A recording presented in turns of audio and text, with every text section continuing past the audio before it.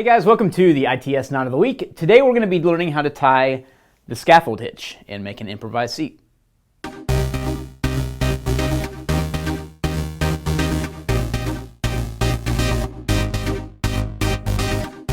So for the scaffold hitch or the improvised seat, what you'll need is the actual board that you'll be tying off to. In this case, this is a smaller piece of wood just to mimic the actual seat that you'd be using.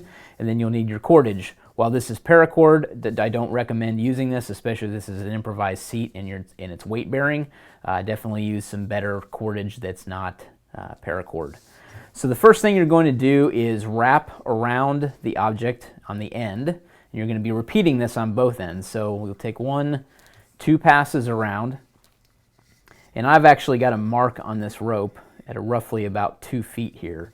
And that's what I'm going to use as my point to stop at. So once you've got those 2 wraps on there, what you're going to do is take the standing part of the line and slip it over into the middle wrap. So what you've done is on the back side, you've kind of made a cross, which a little easier to see if it crosses in the right place. So you can see now where your actual lines are running. The standing part is in the middle, running to the left. The working end is to the right, running this way. And if you were to flip it over, you see that X on the back. So now what you're going to do is take this loop and grab it, and you're going to pull some slack there, just like so, and slip it over the end of the object you're tying onto. And then tighten it up. So it'll look something like this. And again, the flip side has that X that passes through it. And that's where our point's going to be, where we'll start the bow line. So take a bow line, twist, making a loop. Then you'll take the working end and pass it from the back side through the loop, around the back of the working end, the standing part, and then back through the loop. So at this point, what you want to do is adjust everything properly. So you can see that if I were to use this as a fulcrum, you'd have some slack on this side, and you don't want that. So what I'm going to do is just adjust this like so until I get this to be pretty much right in the middle. I'm going to tighten this up one more time. So I'm going to adjust this just a little more. So now that looks like a good midpoint. So what I was saying is now that when the tension is applied, it's sitting fairly level. That's what you want. And then to back up the bow line, I'm just going to do a double fisherman's knot. So I'm going to pass around the object, back over again, creating an X. Then I'm going to pass that line underneath that X. I apologize if this is a little harder to see. With paracord, we've gone over both the bow line and the double fisherman's knot on a separate video, so check those out. So there's one side. Now you've got your bow line, it's backed up, and it's now attached. So let's come over to the other side now.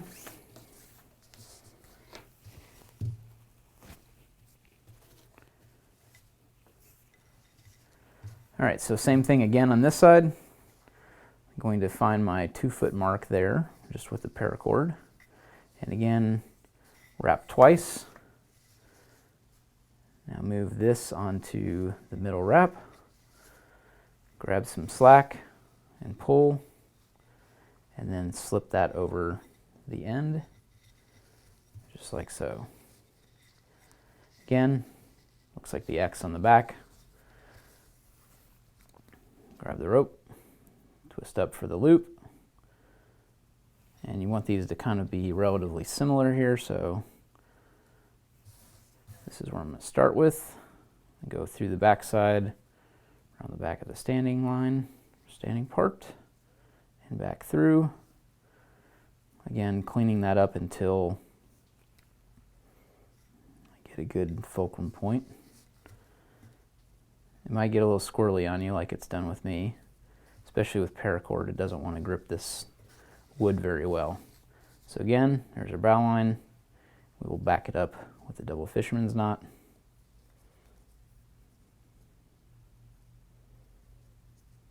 Just like so. And ideally you want this double fisherman's knot to be very close to the end of the bow line. It wasn't so much on that side, but The idea is if the bow line slips, this is the stopper knot, so it'll act to prevent this line from tracing back through and coming apart on you. So there is our scaffold hitch or improvised seat. Let's see how this looks on a human size now.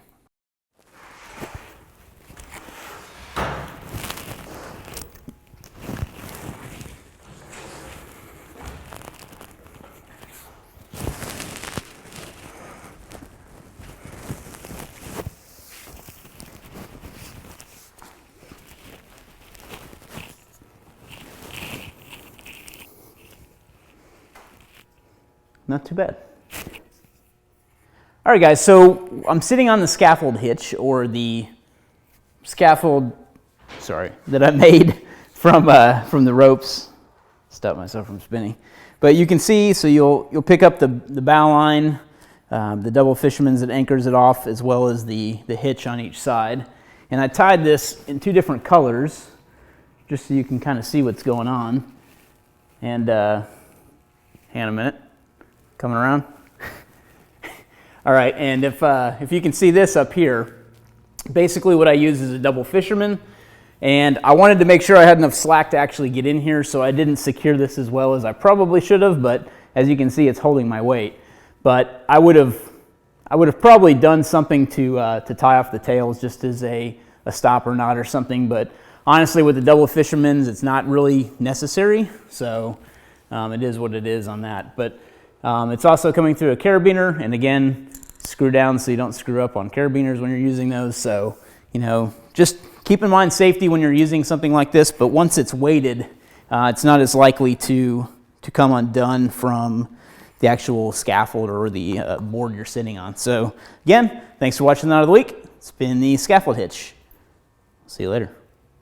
Thanks for watching the ITS Knot of the Week in HD. For more information, be sure to click the link below in the description and tune in every Tuesday for a new Knot of the Week. Thanks again.